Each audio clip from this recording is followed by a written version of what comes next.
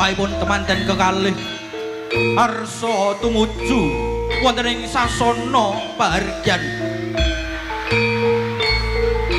ingkang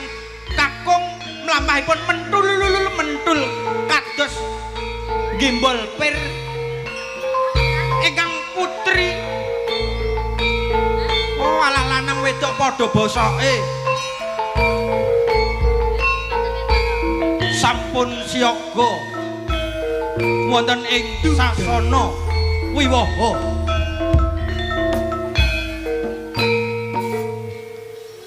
dipun tepangaken iki ngantene sing ndi aku mantan lanang kuwi anakmu oke dadi lanang lanang monggo harsa badhe panggih pinanganten kekalih colo mantene menika lampahi